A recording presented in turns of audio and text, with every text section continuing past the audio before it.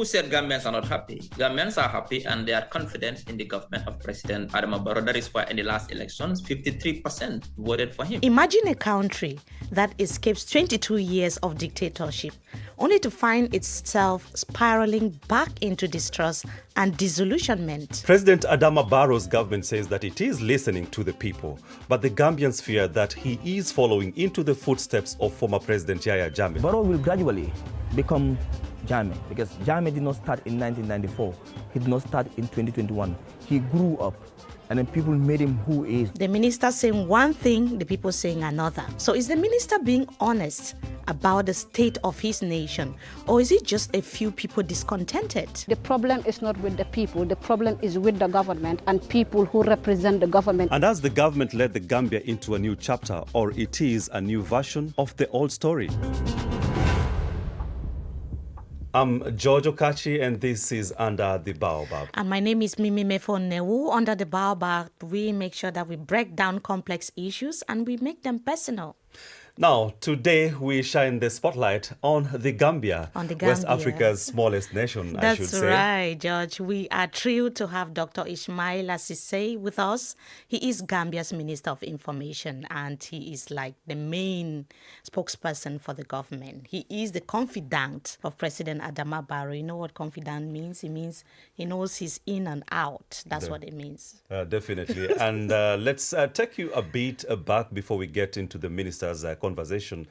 When Yahya Jammeh stepped down as president in 2017, it marked not just the end of 22 years of dictatorship, but the start of a hopeful new chapter for the people of Gambia. But people were looking to President Adama Barrow when he came in 2017 to help heal the country, create opportunities, tackle corruption, and build a stronger democracy in the Gambia. Yeah, but 8 years down the line, people are still protesting. People are frustrated. There is anger, even though the minister is saying that Gambians are happy. So it begs the question, what is happening?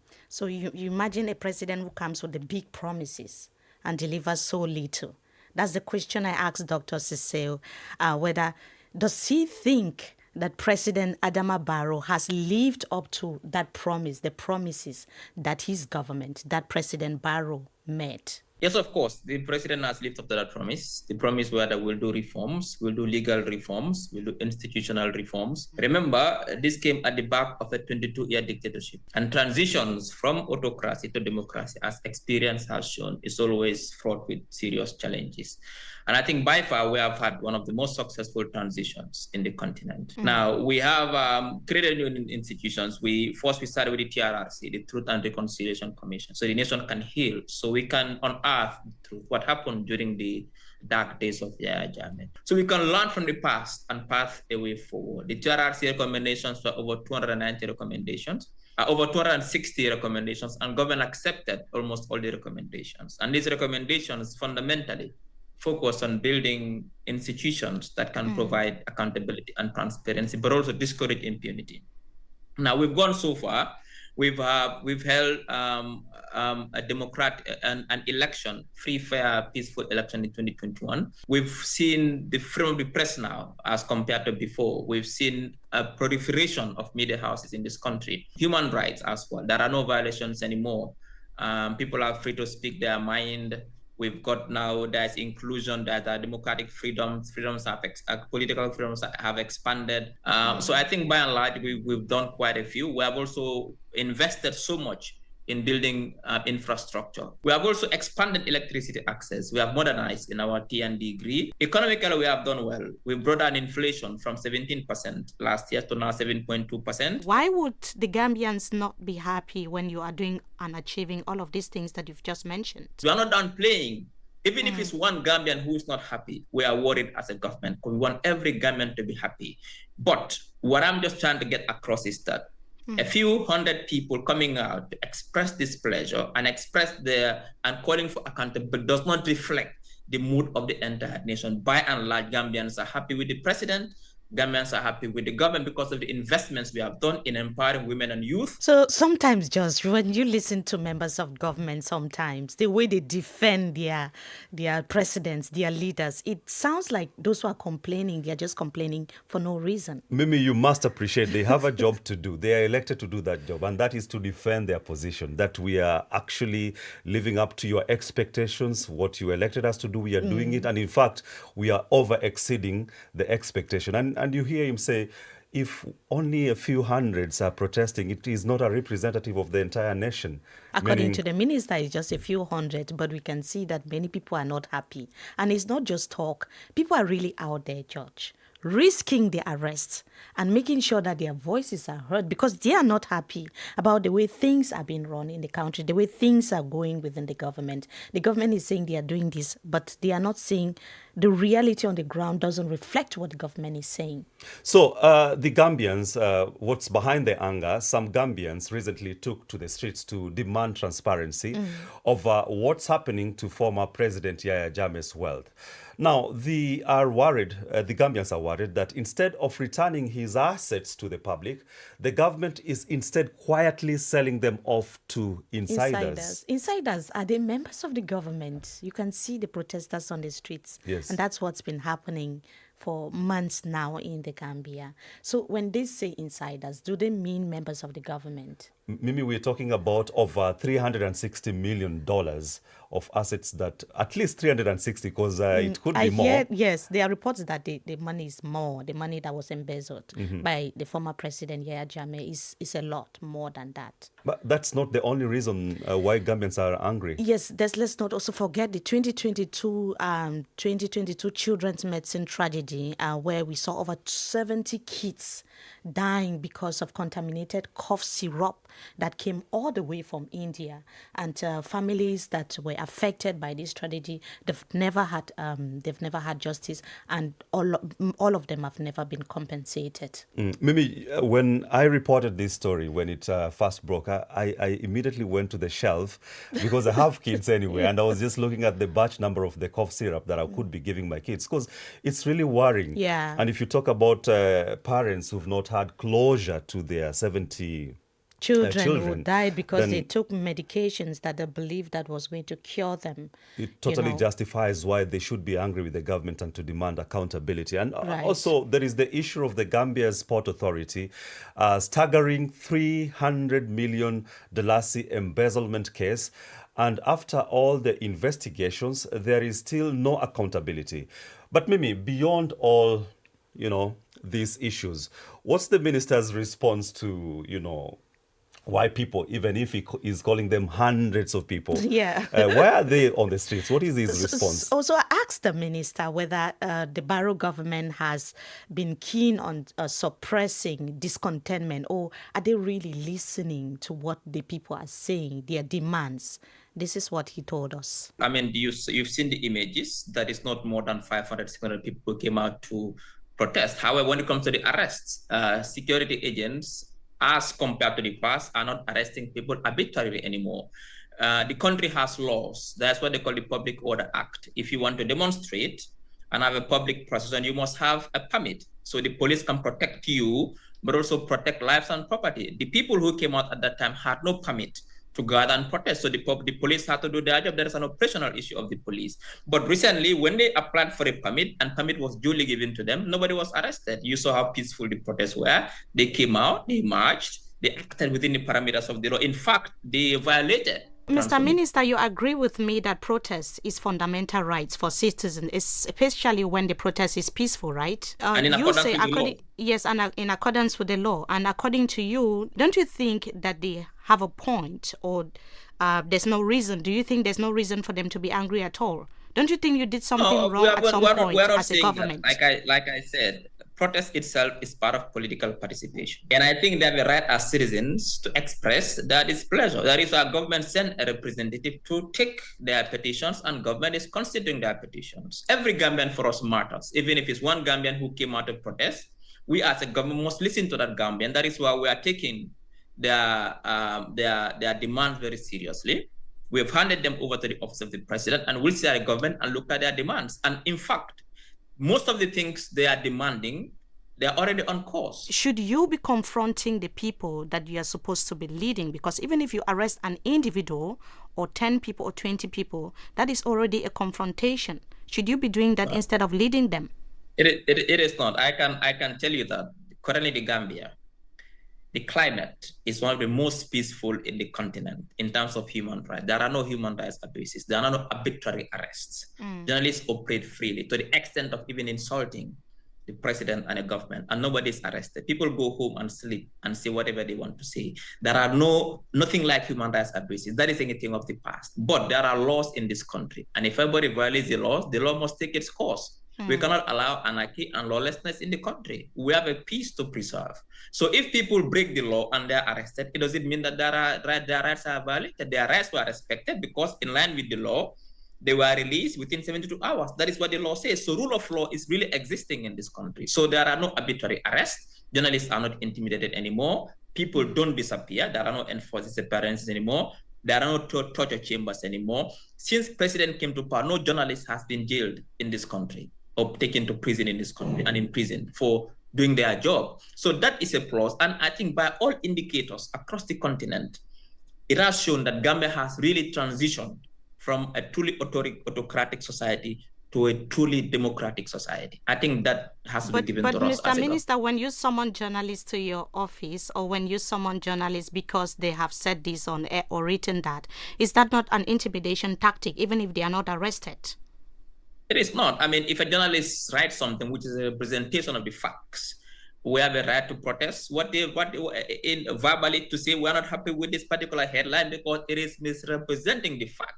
Any government can do that. So he says that when the Gambians go to sleep, they are very happy people. Nothing is wrong in the country. Yeah, they're all so happy. All is well. And for me, what triggered, some sort of it provoked me in some way. Him saying that summoning a journalist is not like a way of intimidating. I like the question actually, Mimi. I mean, if you summon me, it means that. You're trying to tell me not to do my job. I should be careful because someone is watching. Or even controlling how I should be doing my job. Right. Yeah. And we had to also fact check because we make sure that under the baobab, we fact check what the authorities that we are talking to are also saying. So we can confirm that 2 journalists were arrested and charged with false publication against the president of the Gambia. So what the minister is saying is not factual to say that no journalist has been arrested or intimidated. And suffice to say, this minister, he summoned a journalist, and I was just saying it was a journalist from the Voice newspaper alongside the Gambian Press Union and also the newspapers publication association of a report of government corruption. Yeah. So when the minister is saying one thing, we are seeing another when it comes to the reality on the ground. So the question is, what are the Gambians themselves saying about the state of the nation, the political situation in the country? So our correspondent, Aminata Sanyang, took to the streets of Banjul and spoke to the Gambians. Barrow will gradually become Jammeh because Jammeh did not start in 1994. He did not start in 2021. He grew up and then people made him who he is, just like how people are entertaining and accepting the abnormalities in the Barrow government, and gradually he may become one of like Jammeh. Even an ordinary Gambian in Basse knows that the government is not going right, and then people are very angry because our expectations are not met. Gambians have a lot of things to be angry about, right? Also, we still have legacies of the 22-year regime of Yahya Jammeh. So if ministers, like I said, custodians of the law could sit and see that these same laws which they swore to safeguard are being, in fact, weaponized against the very citizens that it should serve, then the problem is not with the people. The problem is with the government and people who represent the government in perpetuating such violence, such negative connotations, and such promotion of violation of people's rights. Yeah, for most of us as Gambians, we had anticipated positive change in 2016, 2017, and we found ourselves moving towards the wrong direction at the moment. All I know is that our reality is what the people are crying about. A minister will not be able to really understand that, given that they live pampered lives on the backs of the people. And so that makes it difficult for ministers in this country and even for most of the higher-ups to deal with the issues that the people are complaining about. It's very easy when you are living and given, luxury lives to be able to be dismissive of people's struggles. Judge, when you are being pampered.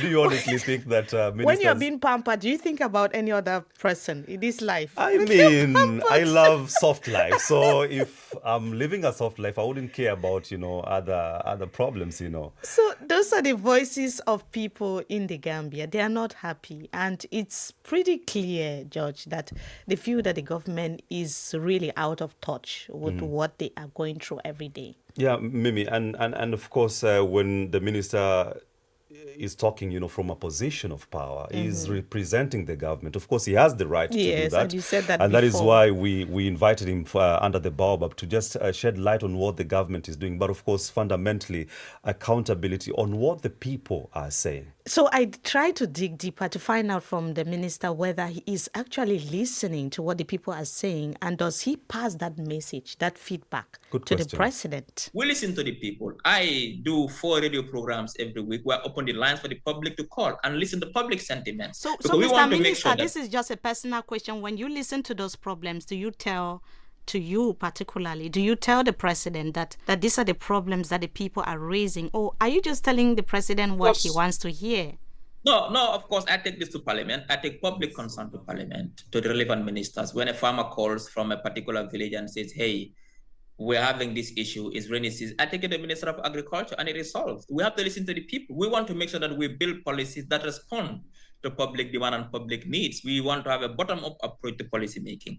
We are very sensitive. We have a very empathetic president who listens to the public. And he told me categorically that I want to know what the people are saying. I want you to bridge the gap between the public and the government, so the public knows what the government is doing on a daily basis. But also we want the public, the government to know the aspirations and challenges of the people. And we take this to cabinet and discuss it and solve the public problem. Like I said, no government in the world is able to solve all the problems of your citizens. It does not exist. That's right, not Mr. even Minister. That I would agree with you that there's no perfect government in the world. But what about those who think that the president is not empathetic, that he doesn't listen?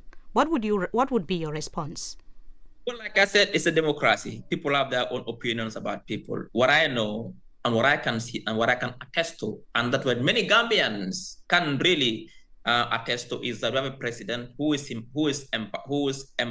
has empathy, who listens and who cares about the Gambian people, and who is driven by the desire to change the lives of ordinary Gambians. That is why he's making all these investments on youth and women, on energy, on education, on water provision, but also on healthcare. So in every society, the civil society always acts as a safer bridge between the government and the people, especially when there is public outcry. Why is your government frustrating the activities of some rights groups, especially those who are going to the streets to protest? I think that's not a correct statement. We have not frustrated the activities of any. Civil society is freer now than ever before, and they know it. No civil society organization can come publicly and say that government have really frustrated their rights. It doesn't happen. They speak their mind. They are doing their activities and they engage with government. Most of our activities, we engage civil society. Yes, like I said, a few people came out last week. All the civil society, or you're selective?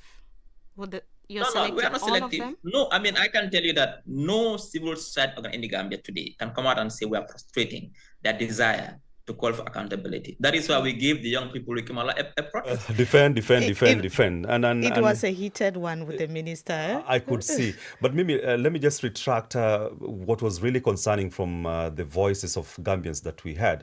Someone saying that President Barrow is gradually starting to look like Jammeh. So 2 administrators, 2 set of promises, but the people are still feeling let down. They are feeling like nothing is happening to change their situation. But I'm sure their fear is they don't want to get back into where they came from, the 22 years of dictatorship. That is something I'm sure most Gambians are dreadful of. And I had to ask the minister, do you think that the people will want to now re-embrace Jammeh? The devil, It's better than the angel. You don't know. The president did not personally say that he would leave office after 3 years. This was a coalition promise. The president was part of a coalition. A coalition came up with a mandate and sold to the Gambian people an agenda to say, as a coalition, if we win the election, the coalition will govern for 3 years. But immediately after election, the coalition splintered. So the coalition's word or their promise could not be held accountable. We cannot hold accountable the president personally for what the coalition promised. The coalition could not hold together after election. And the president cannot abandon the mandate that was given to him as an independent candidate by saying that I'm going to resign and leave the country in tatters. The country was on a path on a very difficult transition. We need legal reforms. The TRRC was on, the Jammeh Commission was on. The president cannot abandon ship. He had to stay and maintain and complete the transition. So he cannot hold the president responsible for a promise made by a coalition. So, Mr. Minister, we talked about so many decades of dictatorship before President Adama Barrow came to power. But now, when we speak to the Gambians on the street, they are afraid that President Barrow is another Jammeh in the making. What would be your response? Even you yourself, you are not Gambian. I know you would not even believe that. Yeah, when but you hear that. we have possibilities of getting reactions on the ground. We have that possibility. I mean, reactions of one or two people with a political agenda. I don't think their views really should be seen as the views of every Gambian. Every Gambian knows that President Barrow is the most peaceful president the country has had. In fact, winning the prize of the most peaceful president in the continent recently. He's a Democrat. Every day, the amount of insults and the amount of foul word the president receives from some quarters of the public, particularly the opposition, and they go home to sleep and nothing comes out of it, shows that he's a very tolerant man, he would never be a dictator, and he doesn't have those tendencies. He doesn't have that temperament or that comportment. So that is not even possible. So, Yahya Jammeh, the former president, has declared his intentions to run again. How is your government reacting to this news? We are not reacting to that. Yahya Jammeh is gone and gone forever. If he sits in Equatorial Guinea and says things that is a fiction, that is a figment of his imagination, I don't think it's worthy of our response, because if we respond, we'll be really making his statements very relevant that we don't want to do. But how worried are you that he may come back and be popular than when he left the country? When there were a lot of frustrations, disappointments, but now people are so disappointed that it might work in favor of former President Yahya Jammeh. Don't you think that people might say, oh, the devil we knew is better than the angel that we don't seem to know? But I can tell you that Gambians are happy with the president and they are ready to vote for him in 2026. And they've declared him as their president for 2026, and they'll vote for him and he will win. That I can tell you. And that anything else for me is just fiction. Yahya Jammeh has nothing to do with Barrow and they have nothing in common. That's what you are saying. No, Jammeh's history, every Gambian knows that the TRRC revelations and the Jammeh Commission revelations has shown the damage he has done to this country. I don't think any Gambian in his sense, who is sane, who is in his right senses, will accommodate and even talk about Yahya Jammeh anymore. So when the minister continues to pamper the president and the debate continues to be heated, what do we do, George? Normally, we step back into the shade of wisdom and throw some quick questions, light-hearted questions to ease the mood. Let's jump into this rapid-fire question segment. Politics or football? Football. Messi or Ronaldo? Ronaldo. Gambia's next big football star? Minte. Things you do to unwind? Play football. When did you last admit you were wrong? Last month, I think. I can't remember. What was it about? I can't remember. In most cases, when I'm wrong, I admit I'm wrong. So it happens quite a few times. So I can't remember specifically when, but I normally admit when I'm wrong.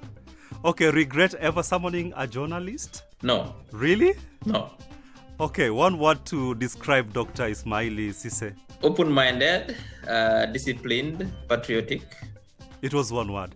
Okay, loyalty or principle? Principle. Public apology or private correction? Public apology. Resign or defend? Defend. George, you have the impression that when the minister is not defending Barrow, yes, he's playing football, watching football somewhere. This minister. But I mean, he could be playing football, but with big boys somewhere in a club.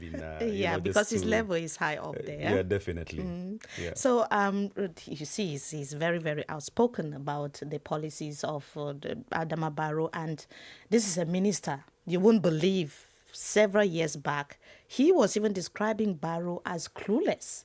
he was a strong critic of President Barrow. I remember those days, Mimi, a very vibrant young Ceesay, Ismail, saying this government is actually clueless. And he was even summoned at some point by the government, by the administration, thinking that he was so vibrant and critical of the government. Right. So the question is, why is it that people tend to criticize a lot when they are not in power, and then when they are part of a government, they will defend with their last energy? So I ask Mr. Ceesay, what is the difference, in fact, what he feels now, having criticized the government before and being part of the government today, how he feels as an individual, and whether he has ever regretted being part of the Barrow government. In 2018, the coalition had just come to power. And my assessment of the situation at that time was that the coalition, some of the things they were doing, I thought they were clueless at that time. I did not specifically mention Barrow as being clueless. I said the coalition, some of the actions that they took at that time seemed to me that they had no clue about what they were doing. That assessment has changed. The President Barrow has come up to do a lot of good things for the country. So that assessment has changed. There was an assessment that was 8 years ago. So rightly so, as a political analyst at that time, I did an assessment of the situation and I made my assessments known to the public. That has nothing to do with the young people now who are demanding things that are already being provided for by the government. I mean, if young people are demanding for something that the government is not doing, I would support their claims. But everything they are demanding these are something that we're already doing as a government. So because 2018 was just about 1 year after the Barrow government came in, and he was the face of that coalition. And in the midst of that, at this point in time, you already told me earlier that the government needs some time, that is too early because it took so many years for the Gambia to get out of decades of dictatorship. So 1 year, I think it was not enough for you to have been so critical of the government. So that's why I was asking whether... If you say critical, now, if you say having an assessment about a situation as a political analyst is different from me I'm going to the streets. I never went to the streets to say do X, Y, Z by force. It's different. I was analyzing the situation at that time, and as a political analyst, I have a right to analyze, give political analysis when I give media interviews about how I think the things are going. It's different from me taking action to say I'm giving an ultimatum. I never gave ultimatums to government to say do this, because I understood at that time that it was a transition. But nonetheless, I also reserve the right to make an assessment of the situation as an analyst. Do you regret being part of this government at all? Never.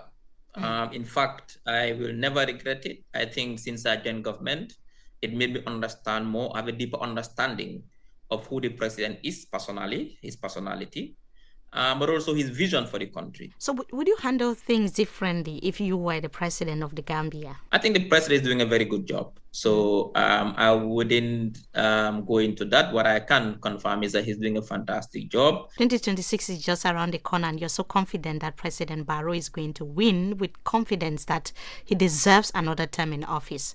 But I wanted to find out from you, why do you think the people in the Gambia should vote for him? Why do you think he deserves another term in office? Because of the work he's done so far. I mean, what he's done so far in 8 years, no government could have done it. And the people know that the president is delivering on his promises. And the president has called this year the year of delivery. He wants delivery that can impact people's lives. I'm confident that with all these investments and all these transformations, the people will vote for President Barrow in 2026. Someone comes into office and says 3 years. Yes. Politics and then 8 years. He wants to run again. Yes. Hey, George. So that's it from us today. The new Gambia still feels a lot like the old one, and people are watching closely whether Barrow goes for a third term or Gambians choose change. One thing is clear, the post-Jammeh hope is fading, and people are asking tough questions about leadership, justice, and delivery. Yeah, so has Barrow lived up to the promise? That is the critical question. Or is it time for something new? Drop your thoughts in the comment section, and if you enjoy honest African political conversations, hit subscribe button. You can find Under the Baobab on Spotify, Apple Podcasts, and of course, our DW Africa YouTube page. George, yes, the Gambians, everyone, please share this program and keep liking, share to others. My name is Mefo Newuh. And I'm George Okachi. Many thanks for watching.